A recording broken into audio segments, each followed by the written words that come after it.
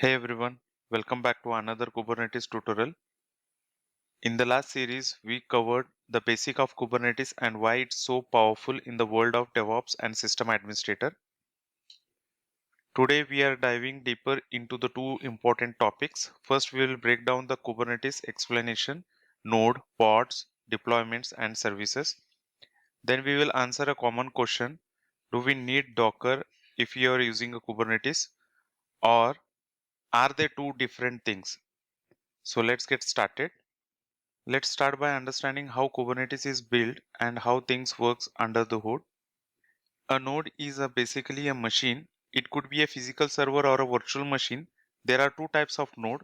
Master node means a control plane and the worker node. Master node or a control plane, this is where decisions are made like scheduling and managing the workloads. And the worker node is where actual application run inside the container. Think of the master as a brain and the worker as the hands doing the work. Let's move to the next slide. Pods. A pod is the smallest unit in the Kubernetes. It usually runs one container, but you can also run multiple if you need to work closely together. You can think of a pod like a wrapper around your application container. It includes storage, network, and configuration information.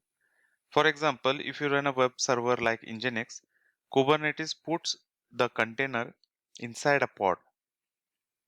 Let's move to the next slide. Deployment. Deployment is like a manager for your pods. It defines how many pods you want running, how to update them, and what to do if something goes wrong. Kubernetes watches this deployment and makes sure your pods are always running the way you asked.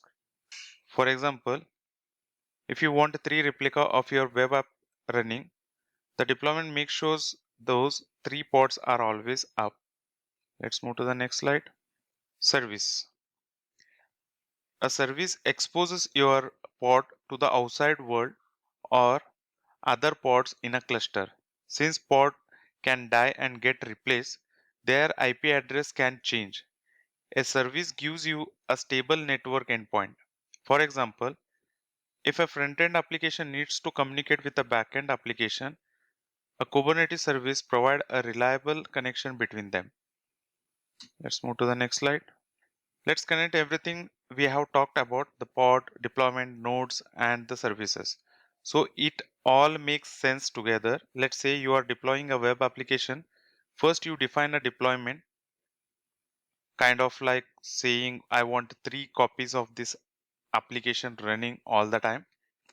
Kubernetes takes that and spin up the three pods, each running your application, and places them on an available worker nodes in your cluster.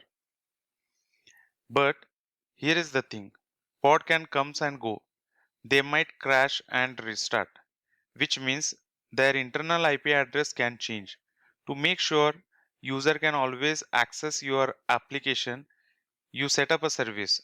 This acts like a stable doorway that always know which pods are alive and ready to receive a traffic. So now, even if a pod dies and gets replaced, your app is still up and running without any downtime. Let's move to the next slide. What is Docker? Now let's talk about the Docker. Docker is a tool used to build and run a containers. You package your application, dependencies, and environment into a single image. That image can then run the same way on any system, deployment, staging, or a production environment. Think of it like creating a portable mini computer that runs just your application. Docker is super useful in development and CI/CD pipeline. You can build once and run anywhere. Let's see what is Kubernetes. Now that we know what Docker does, let's see what is Kubernetes. Kubernetes is a container orchestrator. It does not build the containers. Instead, it manages and runs them. You tell Kubernetes how many replica you want and it figure out where to run them. monitors them, restart them if they crash, and even scales them up or down. It uses the container runtimes like Containerd or CryO under the hood, which means Docker is not required but can still be used.